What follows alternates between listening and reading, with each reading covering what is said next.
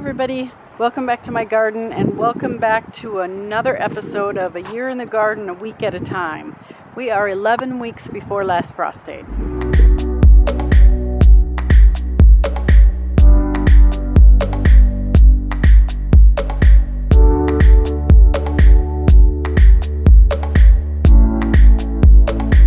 So one of the first things I want to show you is my winter sowing.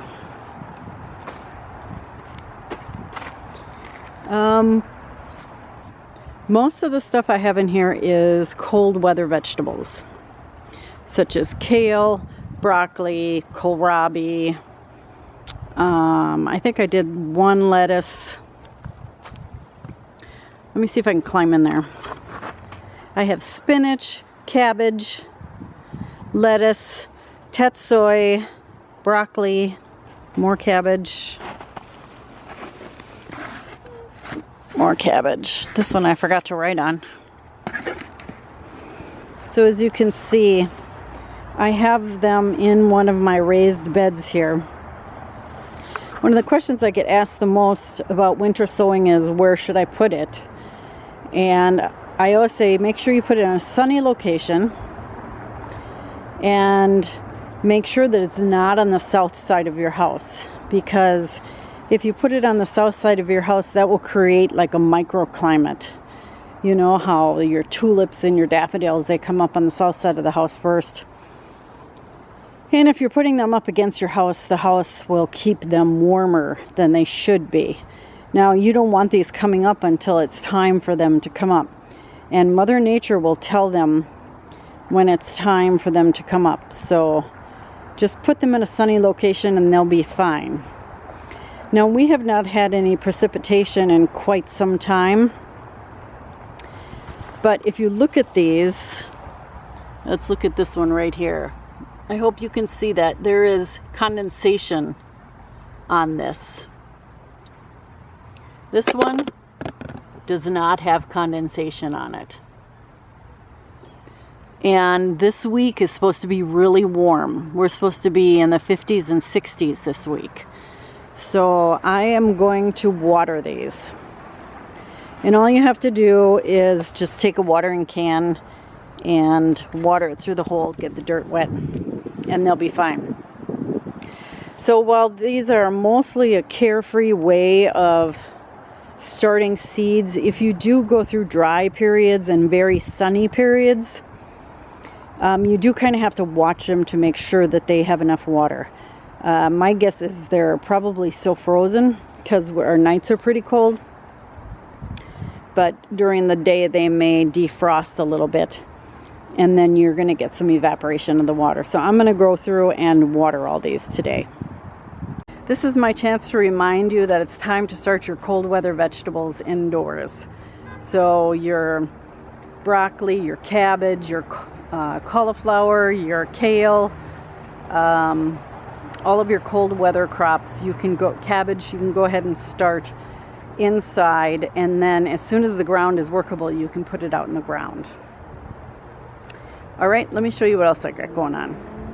So in my greenhouse, I have brought out some of my seed starts because I'm going to give them a couple hours of sunshine. Now, if you don't have a greenhouse, I would only leave them out in the sun for about an hour if you can get them out of the cold wind.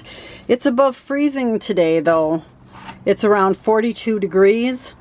So all of this will be okay. This is parsley. This is cilantro. The cilantro would probably love being out in the cold. And dill I wouldn't put out in the cold. And then I have some chives.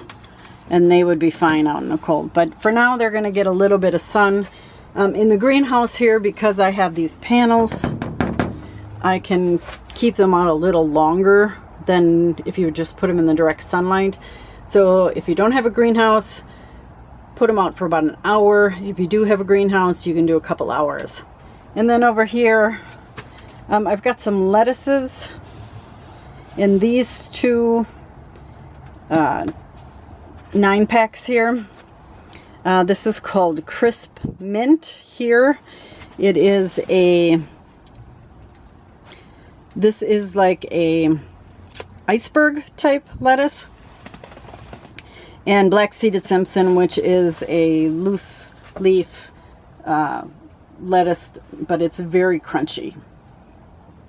The rest of that's in here are onions, although I am getting a seed like that every once in a while. So onions don't have seed leaves on them. So if something comes up, sometimes when they're packing the seed packs, some other seeds get in there and you're like, what the heck is this?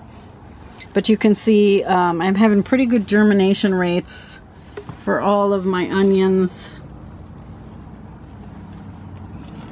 I am starting these indoors, but they are not on a heat mat because they don't need the heat. You know, the peppers need the heat, the tomatoes need the heat, but these kind of plants do not need the heat. These are typically cold weather plants. And I started the lettuce because I wanted to get a jump start. I want some early lettuce. I will end up thinning these to one plant. I'm just going to let them go a little longer.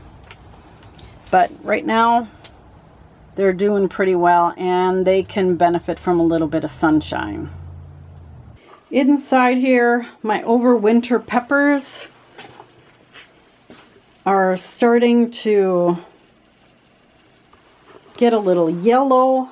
I think what I'm going to do to get them ready to go outside is give them some fertilizer. Because they're probably needing it. I can see I missed a couple.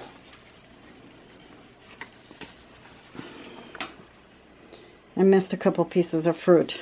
I took all the fruit off because they've got no business fruiting in here, but you missed some. So you can see this looks like a magnesium deficiency to me.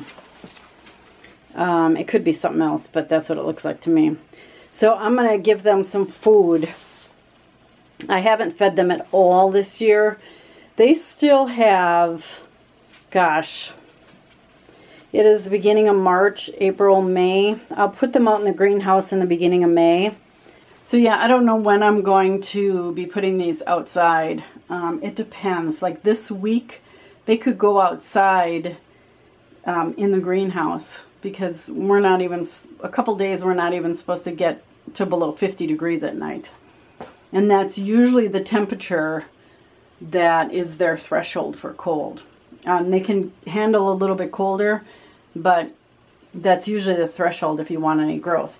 Now, I don't think I'm going to do that because I don't really want them to have that much sunshine because it'll just spur them into a big growth spurt, and I don't want that. But for now, I think I'm going to give them some food because they look like they're suffering, and we don't want our plants to suffer, do we? So that is what I'm going to do with those. In this tray up here, I started peppers. I can't remember if I told you that I started peppers or not. I believe I did last week. These are hot peppers and bell peppers in here. We do have some that have come up. Jalapenos are coming up. The ancho peppers are coming up. Serrano's got some that have come up. So, and a few other are starting to come up. These are on a heat mat. So if you look under here, there's a heat mat on. And they need the heat. So I only have so many heat mats. They're one of the ones that get the heat mats. In this other container, I have rosemary. I finally found my rosemary seed. And I have celery. Now the celery, a couple of them are starting to come up. You can see the fungus gnat there. This last batch of seed starting mix had fungus gnats in it. But the celery is starting to come up finally. And the rosemary hasn't yet. Rosemary is very slow germinating. So I am watching those as well. So here's a look at my garden. The snow has gone down quite a bit. And you can see where the line is for the sunshine. You can see right there where that shadow is. The sun is getting higher every day, so it's really nice. But this is still a lot of snow. That's still knee-deep snow there. I mean, you wouldn't sink in knee-deep because it's hard, but it's still knee-deep. Look at my raised beds here. Getting there. We're getting there. I have a feeling this week most of the snow will be gone in my raised beds garden. I don't think it will for the other garden because the sun doesn't reach it, but it will here, and that'll be good. And then then the soil will start warming up once the snow is gone. And we're also supposed to get rain, and that'll help it along. So if you look in my herb bed here, I had to put this cover on here. I used to have this cover on this bed when I had strawberries in here, but I had a rabbit that was building a nest in here, so I put the cover on to keep the rabbit out, and we'll keep that on for a little while yet. But it looks like, I don't think you can see that, the thyme has survived here. So that is going to be it for this episode. Nice, short, and sweet.